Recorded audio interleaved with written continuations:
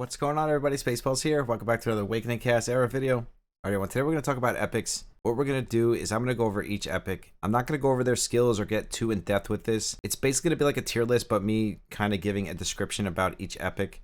And I'm also going to do this with legendaries and LDs in the future. Today we're just going to stick to normal epics. Of course, you guys might have different opinions about some of these epics, so definitely comment down below if you do have a different opinion, and I'll definitely reevaluate the epic. I have talked to the community about a lot of these epics, so I do have some good information as far as most of them go. So we shouldn't be too far off, but again, if you have anything to say, I always love to hear what you guys have to say down below. Before we get into this, I want to go over some abbreviations that I'll be using during the video.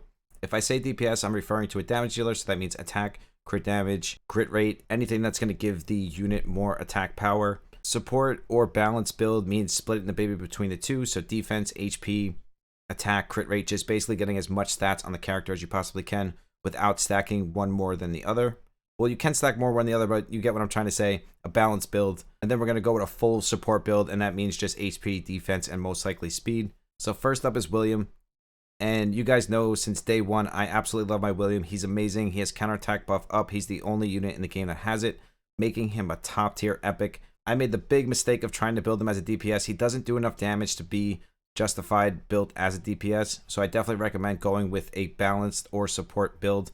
Definitely works a lot better because you want William to stay alive for as long as he possibly can, because he's basically just there to support the team. So if you haven't built William and he's just sitting in your storage, definitely build him. Next up is Thomas. I'm not a big fan of Thomas. I know people are using him in the dungeons, the rune dungeons, the ability dungeons, which is fine. I just wouldn't build him early game. His kit seems a little mad. Now, I do like his ultimate because he has a defense down by 50%, and most units have a 30%. So with that, I do kind of like the multiplier 200%. I just don't see myself using him too much because there's just way better epics out there, in my opinion. So the thing with Thomas is I definitely think he's usable in some content, more boss content than anything. So a very niche character at that. Probably use him more late game in the rune dungeons. Me personally, I wouldn't rush to build him. I actually have like 4 copies of him, and I'm still not building him myself because I just have so many other options at this point. Definitely not a bad or unusable epic, just not an epic you want to build right away. And if you are going to build him, just build him as a DPS, crit rate, and attack. And another thing I want to point out, guys, when you look at their stats, they're going to be rated from S to C. The game tells you exactly how to build these units. So if you see an A in attack and an A in crit rate, you know that you want to build it DPS by stacking attack and crit rate. Same thing if there's an S on health or defense, it shows you exactly how to go about building that character. Next up, we have Icarus. I'm not a big fan of him. He looks pretty cool. Again, if you are going to use him, he's going to be a DPS. See, a lot of these epics, they can be used as niche epics or used as just DPSs if you don't have better options. But most of the time, you're going to be building Pacific teams, Poison teams, Rune Dungeon teams. And unless you need a Pacific DPS, some of these epics just aren't going to be good for you, especially early game. So Icarus would be something I'd build more late game as a fun toy, because he does have a nice base attack and he does look like he can do some work as far as the DPS goes.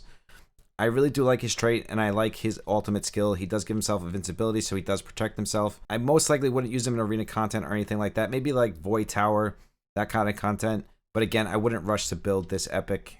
Next up is Jacob, and there's actually a lot of people using Jacob. I heard he's pretty good.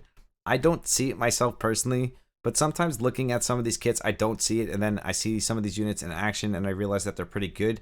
He does have a nice base attack and crit rate, so you're going to build him as a DPS. I feel like he's going to be used in Rune Dungeons and Void Tower, not so much PvP content. He's going to get bonus turns, so he probably does really good damage. I could see him being a boss killer, if anything. He does have an interesting trait, the fact that he has stealth, so a boss won't be able to single target him, but a boss can still AoE. Just because a unit has stealth doesn't mean they can't take damage. They can still take AoE damage, so keep that in mind. I think he's going to be used mostly in ability dungeons and rune boss dungeons. Honestly, I wouldn't rush to build Jacob. I think he could be a fun toy, but not something I would build early game. Definitely a unit I would build more late game. Next up, we have Monger. I actually just pulled him myself before starting this video. I've wanted him since I started this game. I had him in the first beta that I played. Amazing unit. He actually has stun. And the thing with this game is there's no AoE stuns, guys. There's a rune set that has stun, but it's only 20%.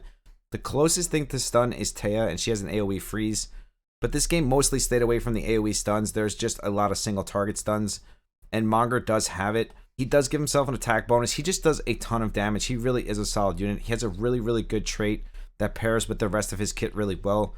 So I feel like Monger, you can basically use him anywhere. I think he's going to be used more in the PvE side of things. Void Tower, just all player versus environment content. Just in case you guys didn't know what PvE stands for, it actually stands for player versus environment. I think a lot of people think it stands for player versus enemy, but that's not what it stands for. Just in case you didn't know, Google it and you'll see what I'm talking about. It's player versus environment. But in my opinion, Monger is a top tier epic. You can build him anytime. He's going to be built as a DPS unit. And again, you could use him at any time, early, mid, or late game. He could probably be good in arena too, just for the fact that he has a stun. I think a stun can basically be taken into any piece of content in the game. Bruzik has an interesting kit. I'm not a big fan of him myself. I do love his AoE taunt, and I think this could be great for Void Tower Hard and Mythic. Because from my understanding, Void Tower Hard alone is super hard. It's like Mythic, so I can only imagine how hard Mythic is going to be. So something like this skill, having a taunt on all enemies, could be really good. The only downfall is it's 1 turn. If this was 2 turns on a 3-turn cooldown, this would be an amazing skill.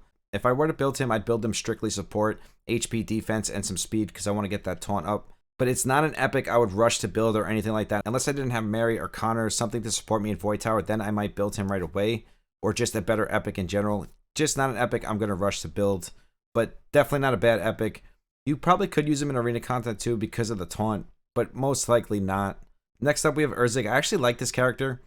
I don't think he's the best character, but he does have an interesting kit. Defense down as A1. There is a stipulation to this. But I love his trait, so for every 1% HP he loses, he's going to boost his attack. And that's going to tie into his ultimate skill. From my understanding, he does a ton of damage. And he also has an AoE bleed on his second skill. Not the best epic, but you could definitely use him in Rune Dungeon or just PvE content in general. You'll definitely get use out of him. I think he's the type of unit that will fall off as you get better heroes, legendaries, LDs. But definitely early game, if you don't have something better or you don't have Scarlet, he'll definitely fit that role. And he does do nice damage. Not a top tier epic, but definitely a usable epic. Early or late game, it doesn't matter. It just depends on what you have in your box. And if I were to build him, it would be on a DPS build. Next up, we have Urzik. I'm actually super interested in this one. I love his ultimate skill. This is going to be a buff strip. I think he's going to be so good in dungeon content, boss content, because we know the bosses in this game, especially as you get to the later stages, they have a ton of buffs on them. Because I don't think a lot of people realize that this skill actually scales with the target's HP. So when you're fighting a boss, this is going to strip all of his buffs and then do a ton of damage to him. So we're going to build him in a DPS build, and we're going to use him in the rune dungeons and ability dungeons to fight those bosses. I think he's going to have a great place in the game. Next up, we have Hugh. I'm still on the fence with this guy. He does have a really high base speed. I think the second highest in the game. And he does have an AoE speed down, depending on how much damage he's going to do. Now, he does have a trait which scales off speed. His whole entire kit scales off speed, and him having 140 base speed makes him seem like he's going to do a lot of damage. Until I can test him and get him, out there and see how much damage he's actually going to do. I don't want to say he's like a top tier epic. I don't think you want to build him early game, but definitely can have fun with him in arena content. Even the player versus environment things, I think he'll be really fun just to have as a unit with this really high base speed. Kyle does have a higher base speed at 146, but he doesn't have a kit that scales off speed, which is going to do a ton of damage.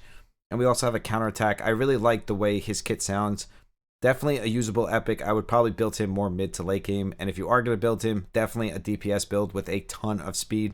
So you want to stack speed, attack, and crit rate. Next up is Vance. I'm actually really interested in Vance. He's one of the few epics that I'm missing. I really like his kit. His trait into his ultimate looks amazing.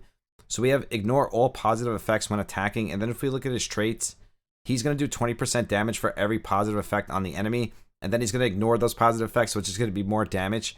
I can't wait to get him into boss content. Void Tower, rune bosses, ability bosses. I think he's going to be great in that kind of content.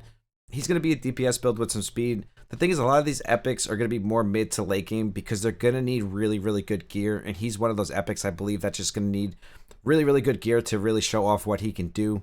Same thing with Hugh that we just looked at. Just going to need really solid gear in order to really show off what they can do. So that's what's going to make him a mid to late game unit, because you're not going to have good gear early on, or at least gear that you're going to want to throw on him. The one great thing about this game is that you can switch your gear for free. The only bad thing is you can't switch it from character to character. You actually have to do it manually. That's the only sucky part, but it is free unlike other gachas. Next up we have Kyle, and he's able to change into his opponent. He is going to be fantastic in arena, especially if you don't have Wintrex. So if you don't have Wintrex, this is the answer to it. He has 146 base speed, which I believe is the highest base speed in the game. Much higher than Wintrex's, so if you're facing a ton of Wintrex's in arena, you can bring Kyle in there, stack speed on him. He's going to take the first turn. You're going to turn into Wintrex, and then you can use her ability. Basically use it against the opponents. I don't see myself using him in any other content except for arena, unfortunately, but I do think he has a place as far as that goes. If I were to build him, the only thing I'd worry about is just getting as much speed on this man as possible, because all you really want him to do is turn into Wintrex. In my opinion, if you guys are using him in other content, if you haven't built, let me know. I just don't see myself building him anytime soon because I have Wintrex. I do love the fact that he has 146 base speed though. Definitely something I will build later on. Next up, we have Scarlet. You guys know I love my Scarlet. She is a bleed machine. She puts up a ton of bleeds. If Scarlet's on your team and you're facing a boss, he will have full bleeds up the entire time. She is an amazing epic, so if you haven't built her and you have her, definitely start building her. Just remember one thing, guys. Bleeds scale off the unit's attack. So the bleed will do as much damage as your unit has attack. So you want to stack as much attack on Scarlet as possible, but you also want to put some health on her as well. So she's going to go in one of those balanced hybrid builds because you don't want her to die, but you also want your bleeds to do a lot of damage. When I first started using Scarlet, I made the mistake of not putting too much attack, and the bleeds were doing like no damage. Then I put attack percentage on the ring, the necklace, and the boots, and the bleeds were doing so much more damage. So if you are going to use Scarlet, stack that attack. Definitely important. You don't have to worry about crit rate too much early game. Just stack attack because that's where most of her damage is going to come from, is her putting up her bleeds. And she has a doggo. How could you not love her? We love dogs. Next up is Santis. I don't need to say much about Santis. She is a poison machine. She is a free fusion. Everybody can get her for free. So if you haven't fused her and you don't have her, go fuse her. Paired with Dzhokhar and Gangelo on a poison team, it's one of the best teams in the game. Now, the AI in this game does suck, so you really have to tune the team perfectly to get it to work right. If I would have built her, I would just want her to stay alive because poison does damage off of maxed HP, 2.5% of maxed HP. So for bosses, the poison is going to do a ton of damage. You just want her to stay alive. So basically, you're going to build her as a balanced build or a support build. I wouldn't recommend going too much DPS because you don't want Santis to be squishy. And she's going to be good early, mid, through late game. Just have fun with her. She's a great unit. I'm this close to fusing her myself. I'm almost there. Next up, we have Andre. I wasn't a big fan of this dude until I used him on my friends list. Somebody maxed him out and put really good runes on him. And this dude actually does really good damage. Now, I wouldn't build him early game or anything like that. But if you are going to build him as a DPS. I believe he's going to be mostly used in PvE content. I don't think you're going to get too much use out of him in arena content. He does have a pretty interesting kit where he gives himself crit damage and it just pairs well with his ultimate. I just don't see myself using him too much in the arena side of things, but I could definitely see myself using him against bosses because he does do really nice damage. So Andre for me was a no build, and now that I used him, he is a build. So that's what I'm talking about, guys. Sometimes on paper, they don't really look that good, but then when you put them into action, you can see their multipliers and they end up being a really good unit. Andre is definitely a case of that. Next up, we have Helmar. He's going to be great paired with your Scarlet or any unit that does bleed because Helmar is just like the poison combo, Dzhokhar and Santis. He's going to do the exact same thing. He's going to blow up bleeds and he's also going to put bleeds up himself. The bleed combo is not as good as the poison combo for some reason. You would think if you had enough attack on your units, it would be basically the same thing. But from what I'm hearing, the poison combo is better. I'm going to run the bleed combo myself because I'm actually building Helmar right now as we speak. But Helmar himself as a unit is actually a really good unit. He has a ton of bleeds, really good trait, and he blows out the bleeds. So even without Scarlet, he'd be a good unit on his own. If I were to build him, I'd build him as a hybrid. Because again, if a unit's doing any sort of debuff, you want them to stay alive. So yes, he might do good damage, but we also want him to be able to put up his bleeds and then blow them up. So I'd build him 50-50. I'd stack some attack for the bleeds because again, bleeds do damage off the caster's attack. But I would also want him to be able to take the damage as well. And I say you could build him mid through late game. It doesn't matter because again, if you're building him, you're going to be building him for a specific team, which would be the bleed comp. Next up is Kane. I think a lot of people overlook Kane because he's free. Kane is actually a fantastic unit and one of those few units that have stun. And he's actually a damage dealer, so you're going to build him as a DPS. He has a really, really good kit, and you can build him mid, late, early game. It doesn't matter. You can get use out of him in arena, basically all over the game because he has this stun. I just think a lot of us overlook him because he's free. A lot of times they give us free units and we're like, and we end up building the stuff that we pull along the way. But Kane is actually a fantastic unit, so if you don't have better, or if you built him, you could definitely get use out of him. Mr. Drill, I'm not a big fan of him. He's another free unit. He does do nice damage, but overall, I just don't see myself building him. You could build him late game for some damage, but there's a lot of epics and legendaries in the game that you could build as pure damage dealers, especially LD ones.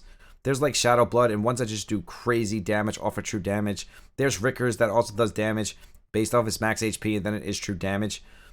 So again, for him to have a spot on the team, it'd have to be in a specific element that I need and me be lacking a damage dealer. But we also have the Archer, which is going to come right after him, and she does a ton of damage. So his damage would have to be more than hers for me to want to build him. I don't think he's a terrible unit, just not a unit that I would use over some other epics in the game. So in my opinion, I wouldn't use him at all, but if I were to use him, I'd build him as a DPS, and I'd probably just use him and like Void Tower and stuff like that, depending on if I needed the wood element or not. Other than that, he's just going to sit in my storage. Then moving right on to his counterpart, the Archer. She does a ton of damage. I have her built 5-starred, and she amazes me every single time with how much damage she does. You can see on her stats, she has an S tier on her attack. Really nice base attack, and she does a ton of damage. I can't say it enough how much damage this Archer actually does. So if you have her and you have some Ascensions on her, definitely get her into action. She does really good damage on the guild boss as well when it's her element. I think she could be used early through mid game. I wouldn't probably use her too much in arena. She could definitely be used in arena as a nuker if you don't have a better choice. But I think in like Void Tower and stuff like that, she's going to be a great option, especially early game in like the ability dungeons. She's going to be able to farm them quick because she's going to do really, really fast, hard damage, and she's really easy to build. Next up, we have Rickard. I don't need to say much about this guy. He does true damage off of 80% of his maxed HP.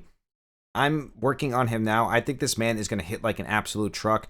And if that is the case, you'll be able to use him as a nuker in basically any content in the game.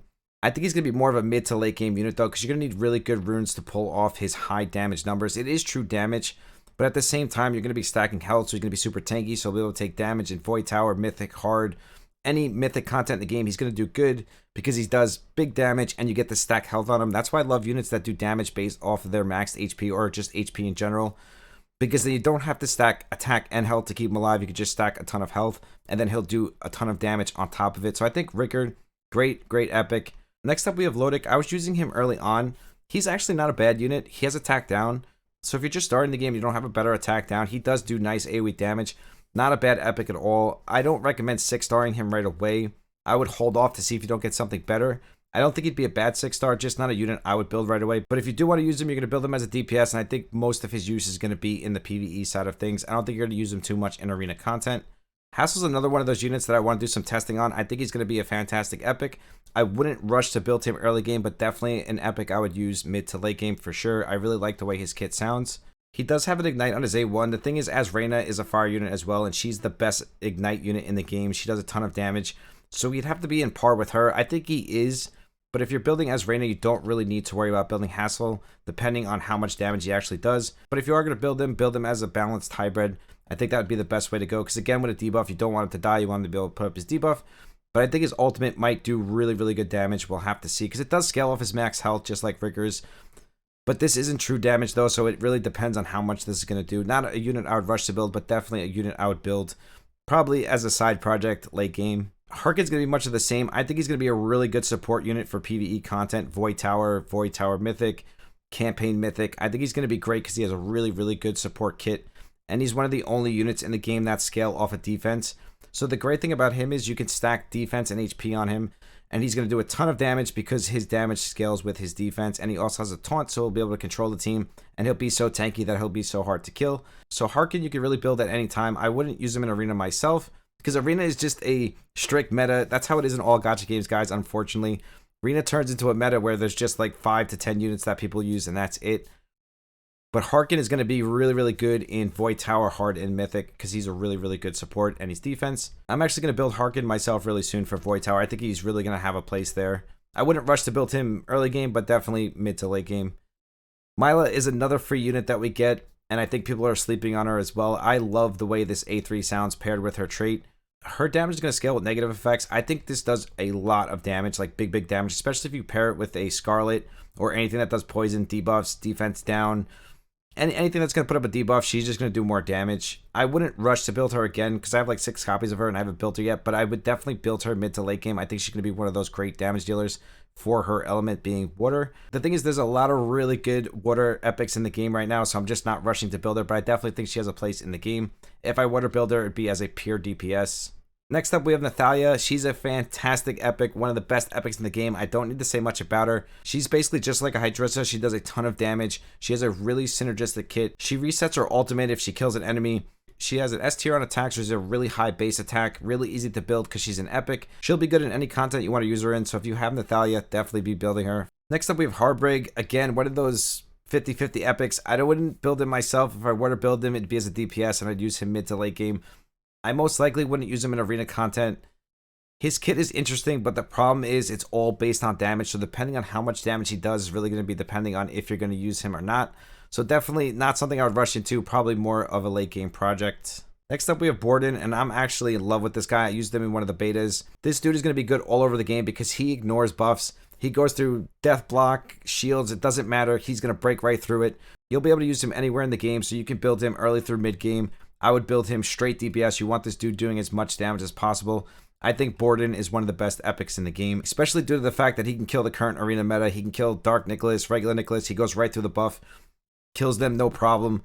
Fantastic epic. We love our man Borden. Next up, we have Jonathan. I think a lot of you guys are sleeping on him. I have him myself, and I've been using him. He hits like an absolute freaking truck, and it does more damage as the target loses HP. This skill does really big numbers, guys. I have to tell you. He buffs his own attack and then gives himself another turn. He also has damage reduction, so he mitigates the incoming damage a little bit. And then just paired with his trait, he does such good damage. You're going to build him as a DPS. I think this man can be good anywhere as a nuker. It doesn't matter where you bring him. He's going to nuke that stuff down. I absolutely love Jonathan. Don't sleep on him. If you have him, you should definitely be building him. Next up, we have Dzhokhar, and he's just like Helmar, except he blows up poisons instead of bleeds. So paired with Santis, is going to be a fantastic combo. Everybody's running that. I believe it's Santis, Gangelo, and Dzhokhar. It's the poison combo they were using in Rune Dungeons. The AI in this game sucks, so it really has to be tuned properly. You're going to build him as a balanced support. You do want him to do some damage, but again, he's putting up debuffs and blowing up the poison, so you want him to stay alive for as long as possible. I think Dzhokhar is a all-around good buildable epic at any time in the game. I wouldn't use him in arena content, but definitely in PvE, he's going to be used in any piece of content that he's strong elements. So hopefully this video isn't too long. These are the last two, and these two don't really need much explanation. As Rain, I said already, she's one of the best units in the game. She has Ignite. I believe Ignite scales off attack just like Bleed. Let me check. Yes, it does. So again, we're going to stack as much attack as we can. The best thing about Rain is she has an S tier attack, so it's really easy to stack attack on her and also get her a little bit tanky so she doesn't die. But the thing with Rain is she does a ton of AoE damage, and her damage is actually really good considering that she has a Ignite as well. Some other units like Scarlet, her overall damage lacks. Like her bleeds do good damage, but her overall damage isn't that good. As Reyna doesn't have that problem, she does really good damage even without the Ignites. So when you're building her as Reyna, just build her as a DPS with some HP so she doesn't die. But definitely stack DPS on her and then as much health as you can get on the side. Probably one of the best fire units in the game, so definitely go get her for free. I believe she's in convents with my man King Lizard, which we're going to talk about next. But I love my ass Reyna. She's going to be my next 6-star for fire units. Because the way I've been 6-starring my units is nuker, support for that element, and then I go through each element. So this way I'm not building all the same elements. Because you'll find yourself having like all the same element, and then it'll just kind of get you stuck in a lot of the content, especially like the mythic content. Next up, and the best is for last, we have Zatlox. I call him King Lizard. I think this man should have been a legendary. He's not completely broken, but early game this man is broken, so he is good early game. He's also good late game too, but early game, he's going to make farming campaigns so much easier for you. He's not necessarily good for bosses. You can use him in bosses, but he's not the best boss hero in the game. I talked about this in other videos. His ultimate is like the Tasmanian Devil. He goes through trash waves like they're nothing in seconds, literally. Especially when it comes to going from normal campaign to hard to mythic. He makes those transitions so much easier for you. Again, he is a free unit. He's locked behind missions though, and one of the missions is doing arena 200 times, so it will take you some time to get him. I still don't think I unlocked my free one yet, so it does take some time, but eventually you will get him for free. The thing with King Lizard is you kind of want him early on, because the earlier you get him, the more useful he's going to be for you. Not that you're going to grow out of him late game, it's just that when you get late game, units start having more HP and defense so that he can't one-shot them as easily. So you need something like a Hydrissa to go in there and kill them halfway, and then he can go in there and finish the rest really, really quick. So when you go against a unit that has a ton of HP and defense, he's not going to be as effective as if they're almost dead. That's why I think Zatlox is great, fantastic, one of the best epics in the game, but I don't think he's necessarily broken because late game, again, he does fall off a little bit. He's not as strong as he seems early game. But again, Zatlox is right now my favorite epic in the game, so he definitely gets the praises from me. So that's every epic in a nutshell. Let me know what you guys think down below. Do you agree with me on most of them? Do you disagree? Which ones do you disagree on? I'd love to hear what you guys have to say, so comment down below and let me know what you're thinking. Thank you guys so much for the support here on YouTube. We're going to be picking the sub celebration winners this week, so this is your last chance to get a part of the sub celebration. That video is always linked down below with my Twitch and my Discord. We do 2 monthly giveaways on Discord, random giveaways on Twitch. If you want to be a part of the random giveaway that we do here on YouTube, all you have to do is sub to the channel, like and comment on my past 10 videos, and that will automatically enter you into the random giveaway. I truly do love each and every single one of you. I will see you in the next one. Spaceballs out. Peace.